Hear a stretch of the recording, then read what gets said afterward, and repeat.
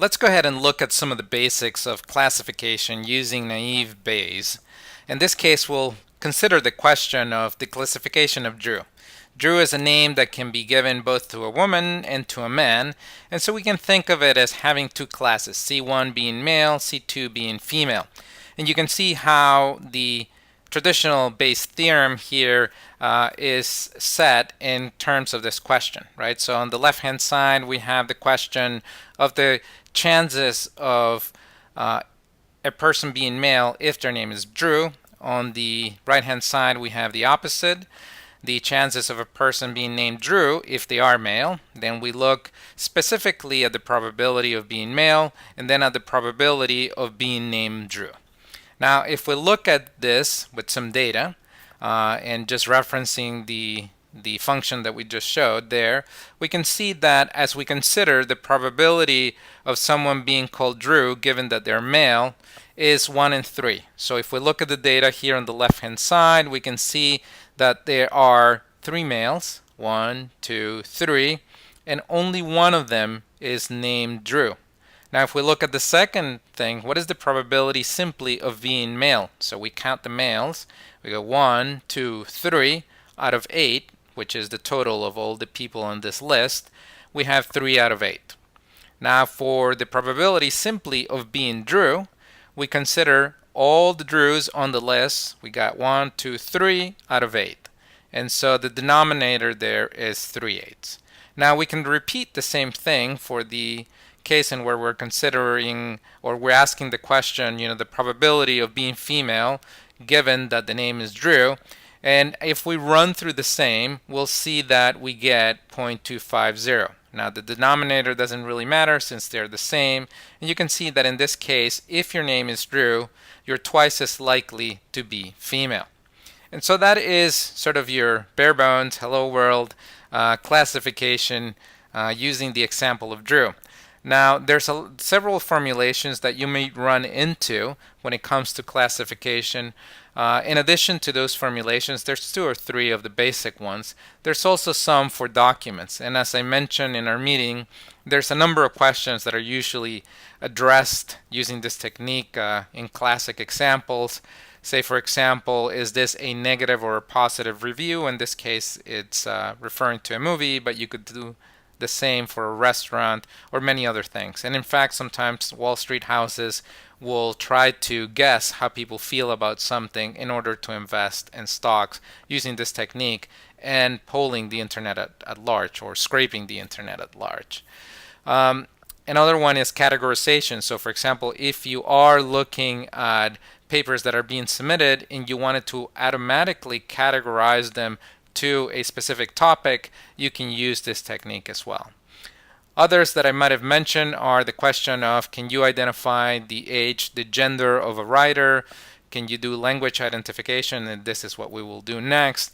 And obviously, sentiment analysis, as I just mentioned, is one of the ones that is used perhaps most often because people want to understand whether customers are happy. Wall Street, as I mentioned, wants to understand whether the population will support a certain product or a certain company. And so this turns out to be a technique that is used quite often. It's pretty scalable, it's easy to parallelize, so it is used a lot. Okay, so here's Bayes' theorem posed in terms of documents. I'm going to go ahead and skip this because I want to get to the formulation that I will use for determining whether a document belongs in a language or a text string is of a certain language. And as you can see here down at the bottom where the asterisk is, I am using a formulation that was derived to create spam filters. And so in this case, this turns out to be a pretty good technique that we can use in order to determine whether something is a specific language, right? So let's go ahead and take a look at the code. Oh, there's a couple more things I should mention. So when we consider the probability of a word being in the language, you can see here further more how I am defining that. I'm going to do the word count in the language and divide it by the document count for that language. And then the probability that the word is not in the language, I am going to divide the word count not in that language, and you'll see what that means in a minute, and then divided by the document count not for that language, right? So, okay, that's enough meta descriptions. Oh, one more thing. I also am using underflow prevention. If you start to multiply probabilities that are pretty small, you're going to run into underflow problems. And so I'm using logs, as you can see here, in the first and second formula boxes. And in the second one, I simply bring back that probability that I calculated by summing logs, and I use a natural log there, and I can get the probability back. And this is a common technique that is often used. So let's go ahead and take a look at the code. I'm going to start off by showing you the training data. As you can see here, I am simply grabbing a string from the major newspapers for each language, and you can see here that I have 5 documents for French, or 5 documents or 5 strings, right? For French, 1 for Spanish, 5 for Spanish, 5 for English, 5 for German, and finally 5 for Basque. I also have some test data that can be used to test the calculation or the classification once we are complete. And that's pretty much it when it comes to the data that is being passed in. And this is what we're going to use then to measure new strings against. And we will use this training data in order to determine what the language of a new string is. So I'm going to go ahead and close this up, and I'm going to go ahead and show you the base next. And no, that's not the one. I want to go ahead and show the training. I open up here by a lot of what is done in here, as you might imagine from seeing the formulas and some of the things that we need to keep track of, is that there's a lot of bookkeeping, right? I start out by declaring an object where I keep track of the documents per language. I then look at the word instances across all languages. So for example, in this case, banana, a word that occurs in several languages, is 13. Sorry, this is just the total across all languages. So you can see there that across all languages, banana occurred 13 times. But if we look at the word instances per language, that is a separate object that you see here. We have banana, and we have the occurrences for English at 5, French 4, and Spanish for 4. Now, if you remember when I was showing you that file that had the training data, those strings were being passed into a function called train. Now that function, as you can see here, starts to keep track of some of the documents that are being passed in. Every time you hear me say documents, think a string of text of a specific language. And I'm starting to keep track of those counts. I then tokenize this, which is a fancy word for saying I create an array of words. And if you want to see how I do that, you can see it here. It's simply string manipulation. I convert it to lowercase. I then replace or I remove all non-alphanumeric characters. I then remove some of the white space. I do some trimming. Ultimately, I split using simply the white spaces in between. And at that point, I am creating a array of words. And I'm going to go ahead and demonstrate that before I get too deep into this so that we can get some sense of what's taking place. I'm going to go ahead and open up. No, that is not the right shortcut. I'm going to go ahead and open up the console here. And I am going to go ahead and, if I look at train and put in a breakpoint here right before that text is returned, and I run this code, you can see here that at this point we already have an array of words. So we have good, morning, world, and that is already something we can start to work with, right? So let me go ahead and go back to my code. Now, after that point, there's a lot of bookkeeping. So if we look at train here, you can see here that I'm calling increment words function. If you look at it, you can see here that there's a lot of word counting, word totals, words per language. Those are those variables and objects that you saw across the top.